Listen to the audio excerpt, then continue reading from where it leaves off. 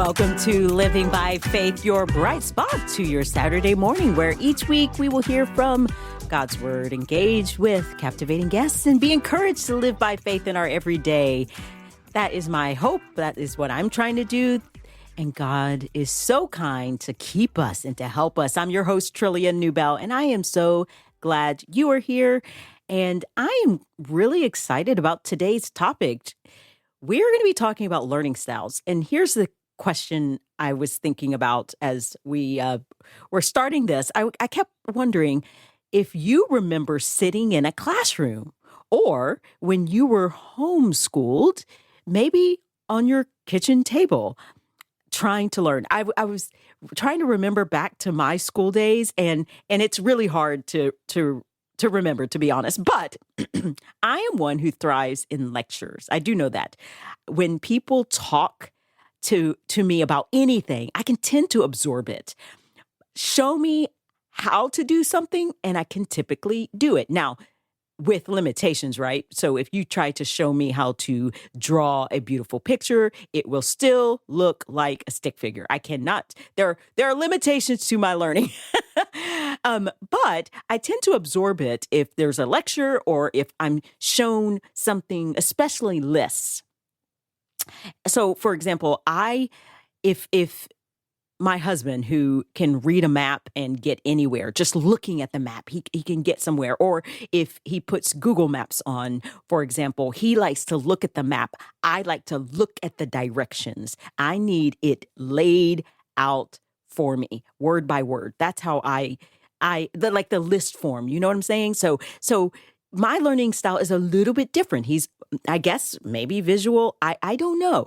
But I do realize that we're also different. Now that I'm an adult, I realize that there are certain things that I can't do well if I'm seeing it in a certain way, like my directions. I can't get there, and it's hilarious to watch me try to read a map. And I don't know what type of learner I am, but I know that understanding our learning styles is tremendously helpful. Now that I think about my kids, every kid learns differently. And I believe as parents, when we can find out and better understand not just learning styles, but how they absorb information, we can help our kids grow, not only in their education, but ultimately in the Lord. And that's our goal, right? We want to help our kids learn and ultimately understand God's word, and knowing and understanding how they learn helps us. I don't know all the studies that have come out about learning styles, but my guest, Cynthia Tobias, she does. And I'm so excited to have her on. Cynthia, why do you think it's important for parents to grasp their learning styles for their kids? Well, because the truth is, like you mentioned, there are no two alike. And when you ask yourself who gets to decide what's normal, Mm, it helps you accept in your children that everyone's different. Like you, I married somebody really opposite. And of course, the very things that I love in him are also the things that drive me crazy. yes. And I think that's true of most people. And I think a lot of us marry an opposite, and then we wonder, where did this come from? Where did this child come from? Because this is not like me. And understanding how to communicate with all kinds of styles, and that's not hard to do once you have my motto is sort of awareness is half the battle. When Mm, you know that you're dealing with a child that does not think like you and that frustrates you, okay, now let me think, why would that be? And like you say, maybe they're really visual and I just want to talk to them, and their eyes wander right away when I begin talking, because that doesn't really mean anything until they can see something to go with it. Um, like you, my husband is very auditory. So he wants the lady, the directions lady, he wants her to talk to him. I yes. don't want her to talk to me. I I'm happy to read the directions, but I already have a general idea of where we're going, and I know there are more than one way there's more than one way to get there. So what makes her so special? What does Yeah. she have that I don't have? Come on, we can do this. And I had twin boys. Um, they looked like Pete and Repeat. They were 2 minutes apart, but Hmm. they were totally opposite. And it was fascinating. The Lord gave me my own in home laboratory as the boys were growing up to think, wow, just when you think you've got it figured out, they come up with something else. I can only imagine with twins. That is so fascinating. And you have 8 years of teaching high school experience too. And so Right. yeah, so you have been involved in raising kids and also teaching kids and helping kids learn. And as a parent, I find it interesting because often we think of things like these topics and we think educators, only for educators. But it is really important, I think, for parents to grasp this so that because we are the first educators, right? We are the educators. Right. So how do you encourage parents to really understand and engage in this topic? Because I imagine that some might even now, as they're listening, shut their ears to it because it sounds like something for teachers. Right. But every parent, like you say, is a teacher. You're the most influential teacher that they have. And, the NEA came out with a statement in 2022 that said educators know and love are the best people to know and love your children. No, parents are the best person to know and love your children. And it's difficult to love sometimes, but that's normal. It might be difficult for them to love us too because we don't think alike. And Mm. again, awareness, especially the earlier we can point things out and help kids understand themselves, the better they are going to be at adapting to a classroom, in any education situation, and they'll know how to express what their frustration is. And that's very valuable. It is so valuable, and I think even um, I think even boys and girls are different, and I don't want to say all boys are like this or all girls are like this, but my daughter is can she can pretty fully express herself exactly like we don't. There's not much guessing.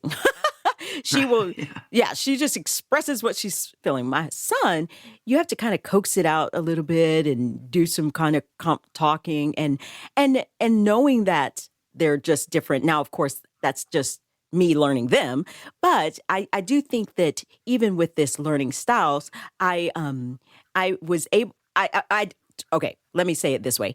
I did not apply this to my parenting because at least insofar as I didn't know if I was applying it, but I did get to know them, and as you get to know them, you can parent them better, I think, and you can also um, understand what makes them click, what how best to engage with them.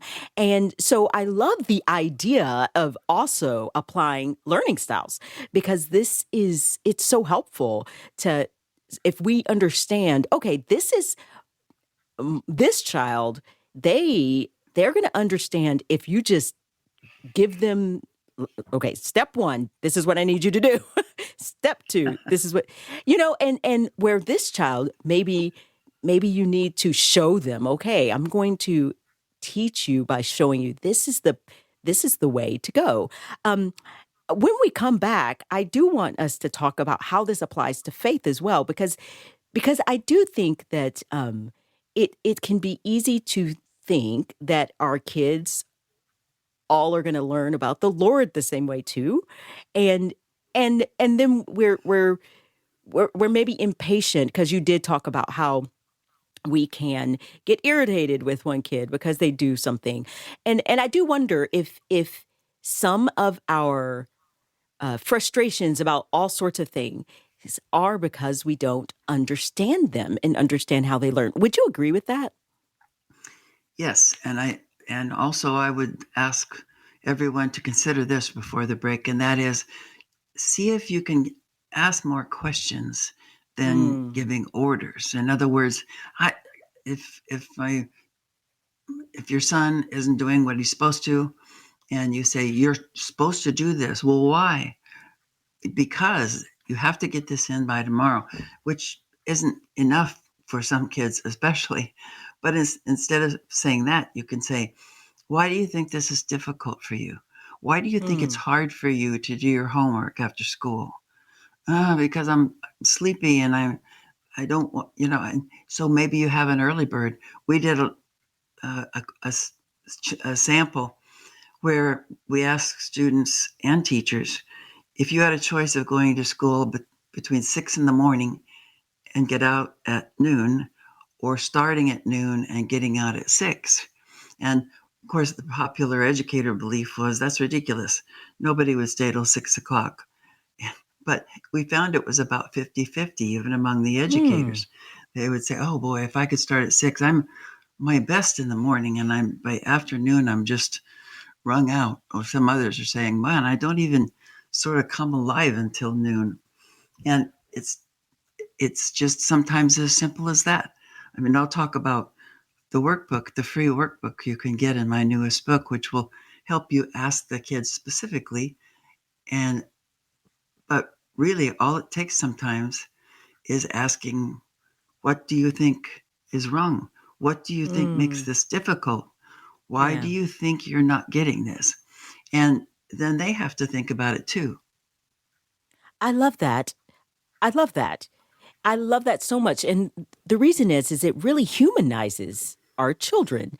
We I believe that we wanna be curious and asking questions, we would want that for us. If we don't understand something or Right. someone seems not to it's loving your neighbor as yourself. And I just absolutely love that. If you have any comment or questions for Cynthia that you'd like to share, give us a call. We'd love to hear from you. Call us at 877-548-3675 or 877 Live 675. Again, you give us a call. We would love to hear from you and continue this conversation about learning styles and how we can better help our kids. That's what we want to do. We want to help our kids. Give us a call at 877-548-3675 or 877 Live 675. More when we return.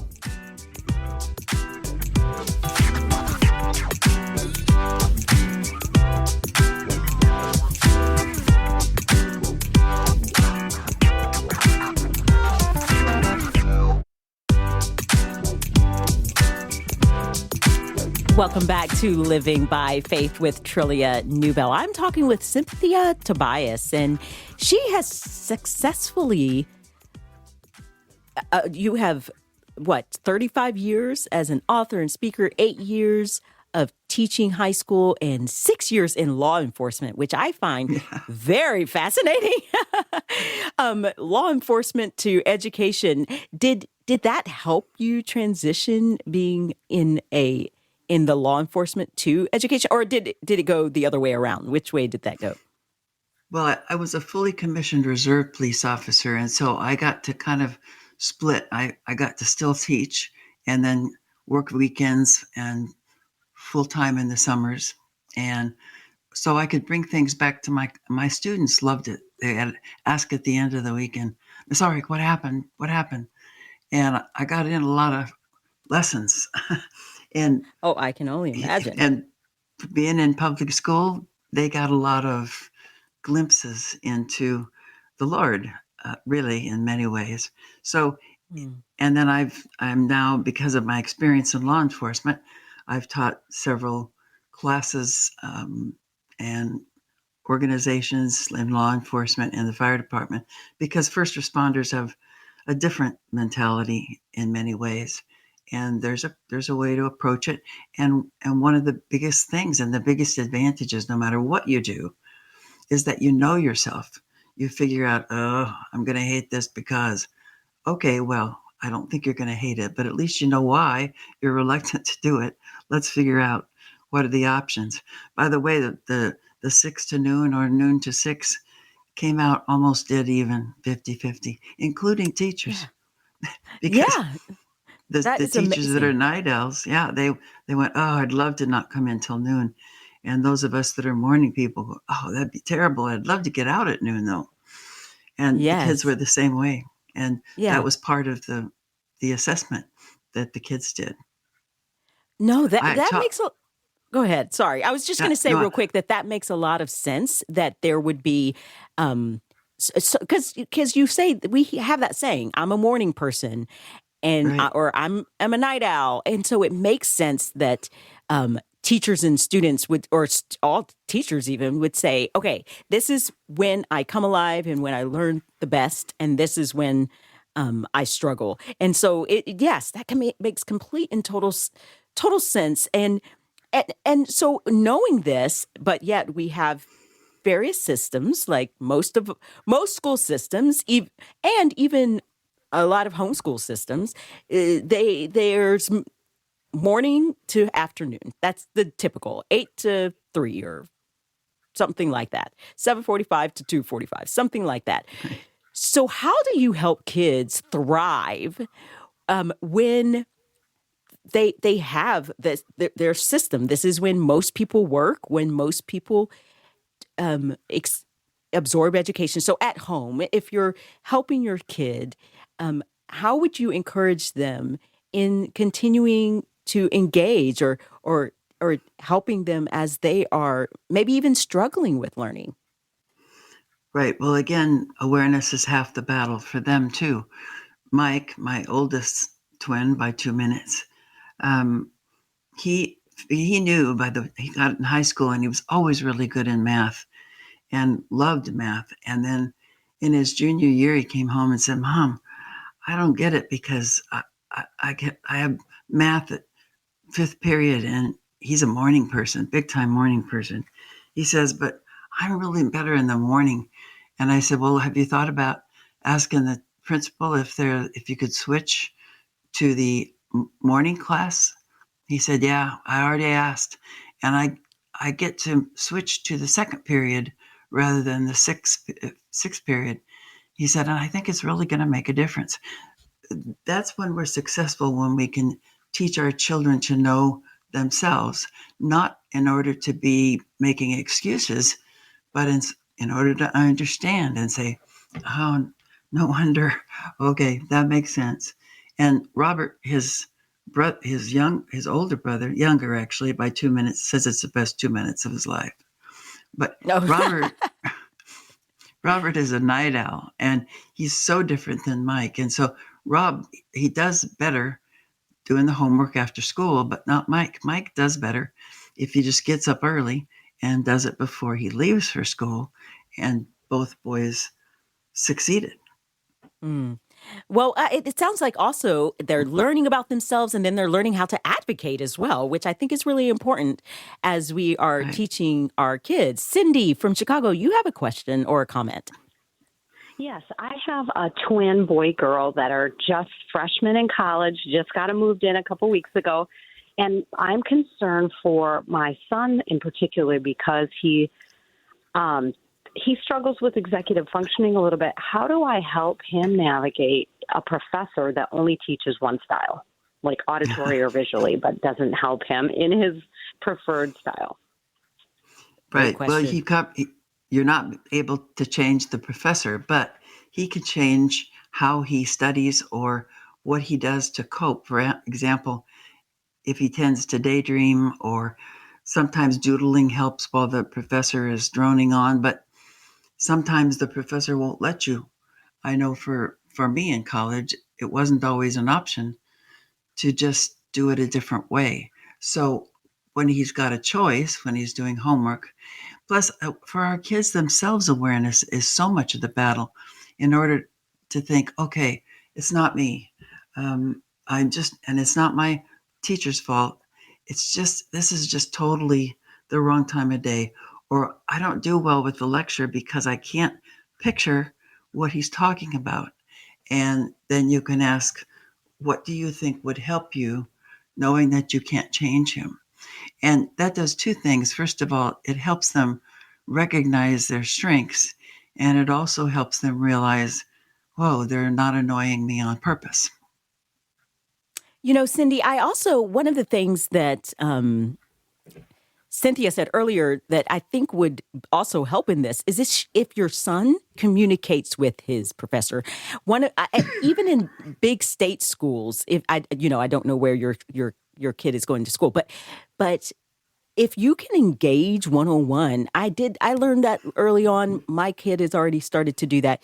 Then they can at least know, okay, the child cares. They really want to be a part of learning. This is where they struggle, and that kind of communication goes a long way with professors. Even if it's a big classroom, it they know, okay, they're not just um, wasting away, or they're not just ignoring, etc. So that would be the other thing. So I love this advice that you're giving, Cynthia, to know yourself and to try to think of creative ways to learn on your own, whether it's doodling or it's coming back to the subject and reteaching it to yourself. But I also wanted. I really think communication, which you've also mentioned earlier, goes such a long way. Cindy, thank you so much for your call. It was so good.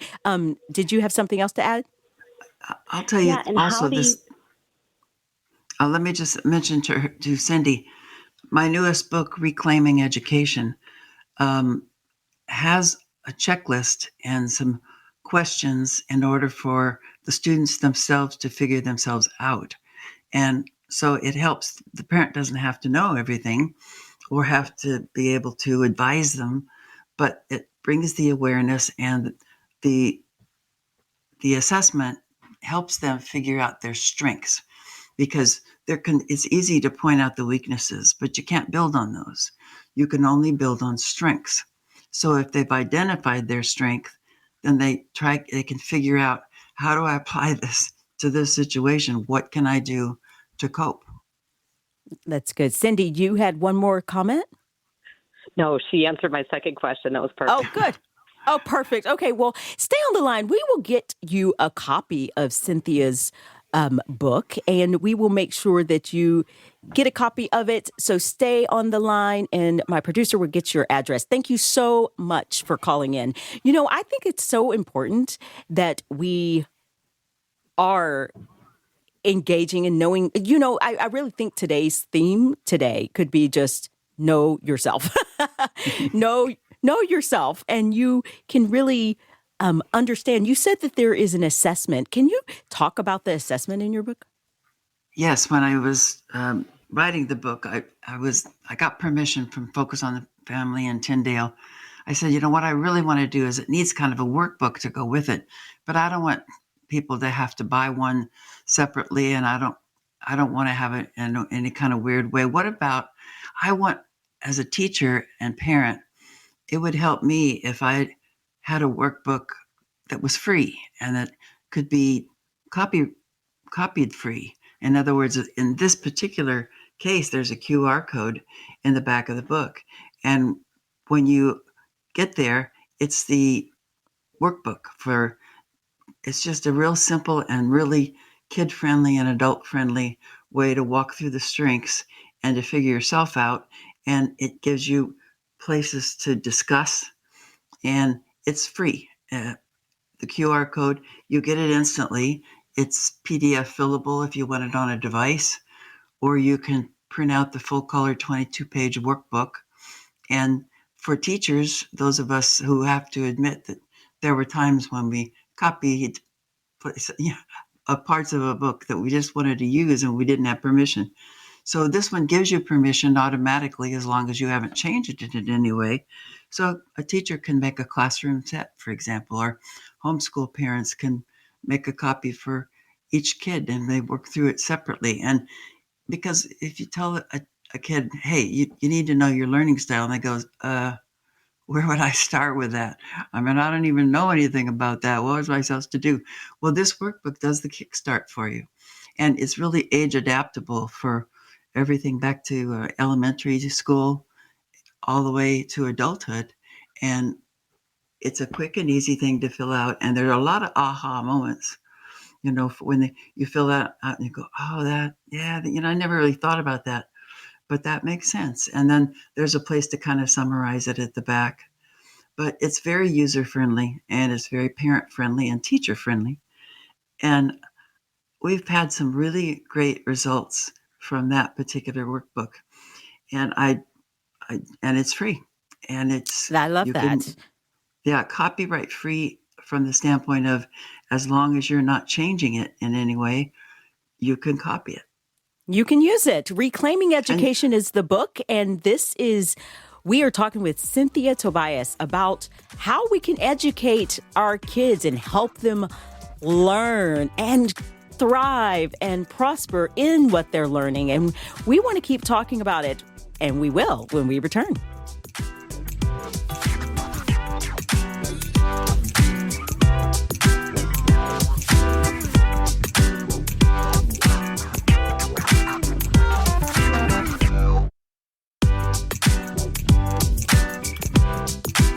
Welcome back to Living by Faith with Trillia Newbell. And I am talking with Cynthia Tobias. She is the author of Reclaiming Education. And we want to help our kids be educated, engage with in their education. And it really starts with, it sounds like, them learning about themselves, understanding who they are and how they learn and how they engage. And I can't help but ask, because this program is about living by faith and walking out their faith. How does this help with faith? How does understanding learning styles in our education and the importance of this help us really engage with the Lord? right. And this is very valuable because, again, think about how does your child understand God? How do they, Hmm. or what are they drawn to? How do we let them fall in love with the scriptures? How do we honor their individual learning styles? Because the Bible says, of course, in Proverbs 3, 5, and 6, in all our ways acknowledge him.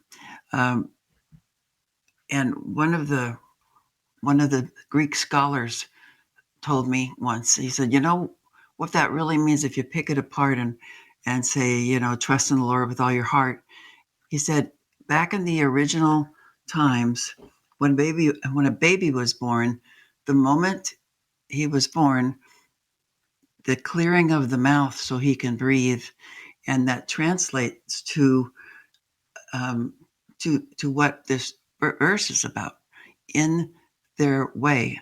And if you think about trust in the Lord with all your heart and trust not in your own understanding, because it's important to understand what they're not understanding. And again, that applies across the board. And this is true across the board. I taught in public schools. I sent my boys to Christian schools, and I had a great chapter and information in this book from Mary Jo Dean, who is the co-founder of Great Homeschool Conventions. I've spoken at several of those. And across the board, it's really valuable to know. It's valuable for the parent to know and understand. And if, when you ask the question, who is God? Well, you get some really interesting answers. And it's not that they're trying to be funny or cute, but again, everything that they study and the way they read the Bible and what draws them to read the Bible has a lot to do with the way they learn. Yes, that makes so much sense, because what we think about God, and this is a quote from someone, and it may be Tozer, I can't remember who, but it says something like, how we think about God, or what we believe about God, is the most important things about us, or something like that. And I think that, yes, I think it makes complete sense that how we engage the scriptures, it can change based on how we learn. And even Sunday school. I've taught so many Sunday schools, and it's such a joy. But you will get that one kid in the corner who's just running around in circles until you involve them.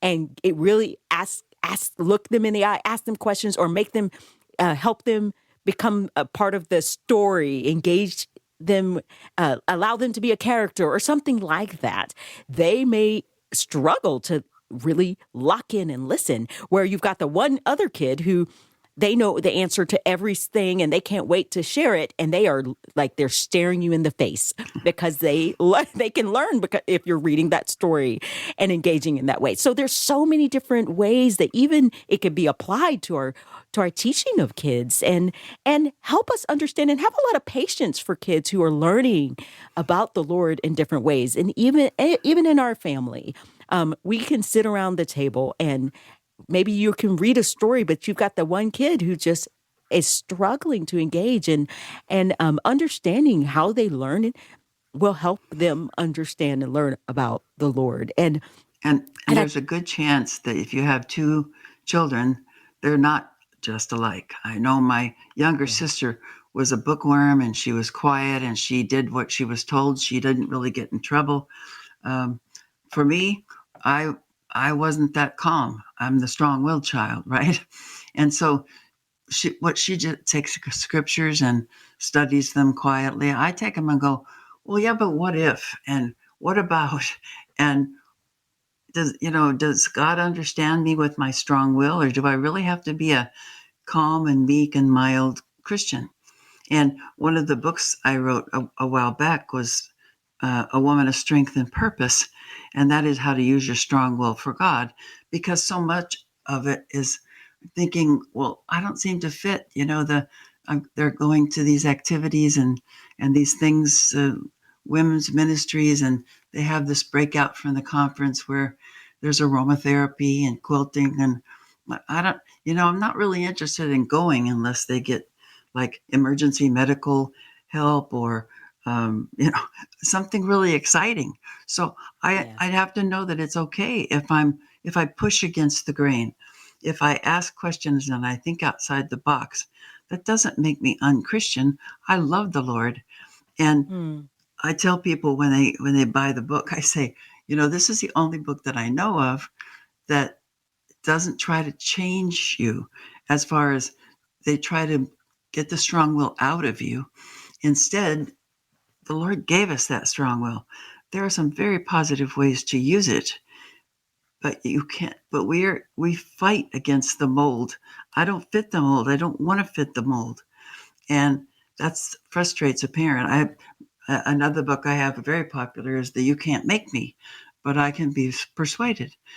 Well, almost every family with more than one child has a strong-willed one, and they give you grief and they give you pushback and they get, I'm bored and I don't know. And, again, for those kids like me, if I could have known more about myself, even growing up, I would have figured out this is why I am, and not fought against it so much as figured out how to use it. I mean, it's certainly come in handy in the rest of my life. Absolutely. Penny from Alabama, do you have a comment or a question? Yeah, so what is the most frequent learning style? And then can you tell us the others in rank of order of frequency? Oh, that's a great question, Penny. We have not actually listed out the learning styles. Go ahead. That's because there isn't just a list in chronological order or in order of importance. Excuse me.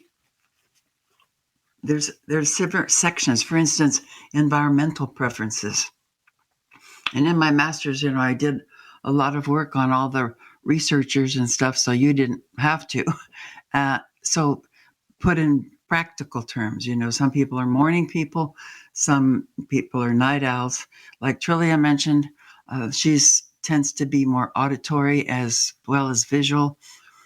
So there's the auditory and the visual and the kinesthetic. And then for the cognitive style, the deep inborn style, there's the more analytic versus and step by step versus the more global, which means big picture, need context.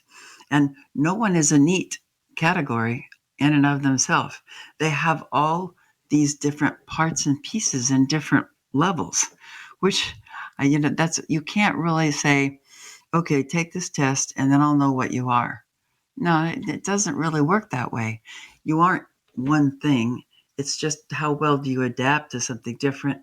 There's so many pieces of the puzzle, and uh, the way they learn, it was my foundational book, and that had some ways. But now with this new book, with the Reclaiming Education, I go through the styles through the book as kind of a handbook, but then there's a place where you can kind of assess yourself. So there are not really fill in the blank, they're not really boxed questions where you fit a neat category, but there are ways to understand yourself and your children. Well, using the book that as a is manual. helpful. Yes, Cynthia Tobias. I'm talking with her about education and education styles and how it relates to our faith. It's important. More when we return.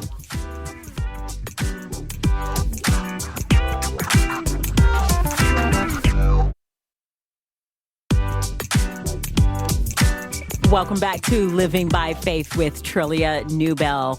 We have been talking about learning styles and how important it is to understand our kids. And, it's back to school. So many kids are starting school. They're engaging with learning now and helping them know how they learn, and also helping you as a parent or a teacher, educator, know how kids learn is so important, especially as, and I really do believe this, as they're learning about the Lord. We can help kids understand, engage in the Lord, and be patient with them as we understand how they learn and engage. Jeff from Florida, you have a question or a comment.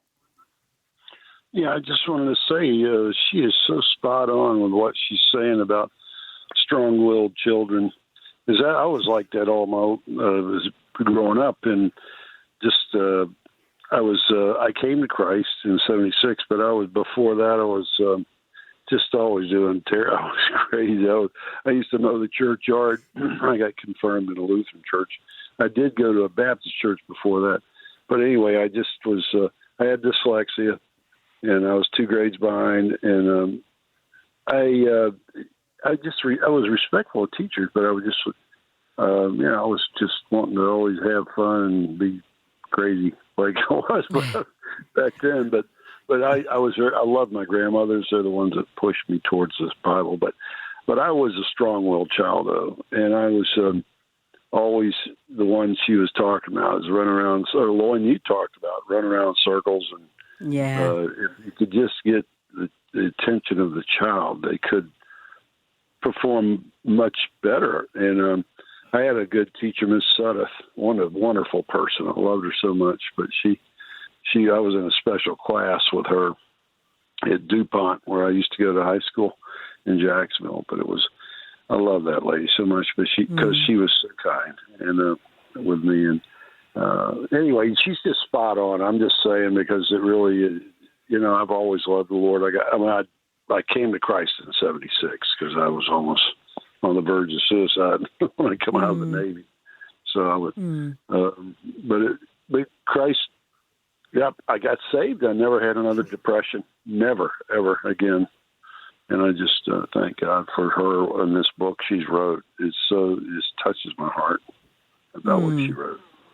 So beautiful, because it really means a lot to be gentle and kind to kids, and but yet, get their attention and say, hey, come on now, straighten up. Yeah. Well, it sounds like you had some teachers who really loved you, and especially the one that you mentioned, and who cared for you and saw you. And I think that's so important. Cynthia, do you have any comments or? Yeah, keep this in mind as the school year starts.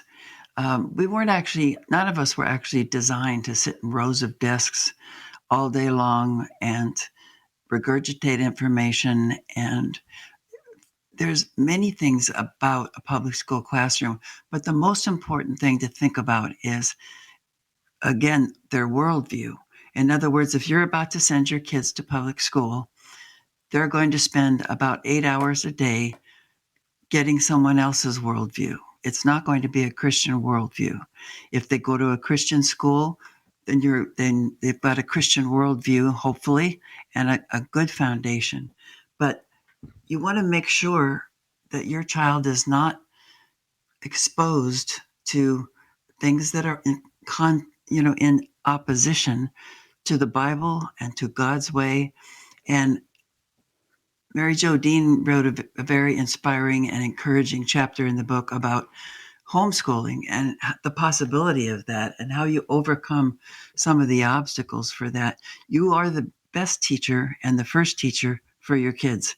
It doesn't mean that others can't teach them. I can't teach my kids math or history, but you can teach them, most importantly, the worldview that God, that is biblical and that is And grounded and rooted in the yes, gospel. and Jeff, it sounds like you had people who surrounded you who did that, who really engaged and helped you learn about the Lord, but also saw you so that you could could learn in the classroom as well. So I am so grateful for your call and grateful for um, all the educators who are helping engage students so that they can then learn about Jesus and grow. And so Jeff, stay on the line and we will make sure you get a copy of Reclaiming Education. Thank you so much for your call. And Cynthia, you are right. I often say my kids, they are in public school and they are thriving, but I often say that either the culture is going to be teaching them or I will. And so my husband and I have done like tried very hard to get ahead of the culture so that we could be their first educators and making sure that we are teaching them a Christian worldview at home and helping them discern, okay, how do we think and how should we engage with our neighbors and our our classroom and how do we what is it that we need to do. And so it's ultimately important that us as parents that we are teaching and educating our children at home and teach and knowing their styles and how they learn. I think is so important because it helps them to engage well with not just the people around them, but also with the Lord. And that's our ultimate goal, is that they would know Jesus. Go ahead, Cynthia. And don't be so quick to label. Over and over, there's burgeoning numbers of kids with labels like attention deficit disorder and so many, lack of, okay, what was the standard that they're doing? In other words, if you say I'm ADD, what were you asking me to pay attention to? Because that matters. And if I'm having to pay attention to something that I don't understand and that is completely opposite of the way I want to learn, I want to be active. I want to put action to that and make sure that not only your worldview is solid, but that their understanding of themselves and how they were created and the God they serve makes it a sweet fragrance and not dreading going to school. We've way over-labeled, we've way overestimated the importance of school desks and the traditional school way. It's effective for some, but not for very many anymore. The Dell Futures report that came out a few years ago said that the kids who are in K through 12 right now, 85% of them will end up in jobs that haven't been invented yet. Whoa. And they say, please teach them to learn as you're teaching them what you want them to know, because you need to have them, they need to continually, the rest of their life, be lifelong learners. And Yes. they can't do that if they don't understand themselves.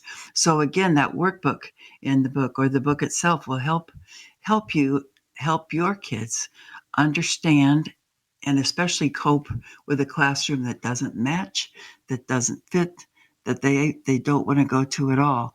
And ideally, you find what fits. Maybe you have 4 Yes. kids, though, and something different fits for each of them. And you're daunted by the idea of homeschooling or even a hybrid of homeschool and private school. Can't afford the tuition for Christian school. I understand that. But, Christian schools now these days are coming up with some very creative ways to partner with homeschool parents, for example, and you can do a partial tuition and you can pick and choose. And there are so many interesting possibilities. And I'll go through that, of course, in the Reclaiming Education. And Yes. Well, we only have 2 minutes left, so I want to make sure that we land the plane really, really well. And one of the questions that I always ask my guests is, how can people find you? So do you have a website or a way for people to find you? CynthiaTobias.com. That is easy enough. And we will make sure that that is in our show notes. And I want to make sure also that listeners understand that we are, God has given us so many gifts and different ways for us to engage with our children.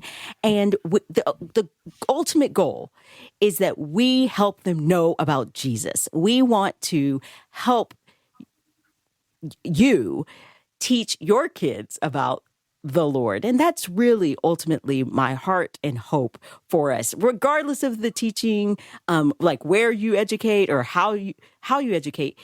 It's teaching them about Jesus. That is what I hope for you, and that you remember that there's no condemnation for those who are in Christ Jesus. So maybe you feel like, man, I've done it wrong. Well, God is with you. He is for you. And there's no condemnation for those who are in Christ Jesus. So we can rest in him. I'd like to thank my guest, Cynthia Tobias Talley, for joining me today. Also, thanks to the behind the scenes team at Moody Radio, my producer, Karen Hendren, my associate producer, Lisa Jimke, my engineer, Merle St. James, and Lisa on the phone lines. To grow daily in your faith, you can tune into my 52 Weeks in the Word podcast. You can find it at moodyradio.org. To hear today's program again, you'll find it at livingbyfaithradio.org or on the Moody Radio app. You can connect to us at social media as well. Living by Faith is a production of Moody Radio, a ministry of Moody Bible Institute.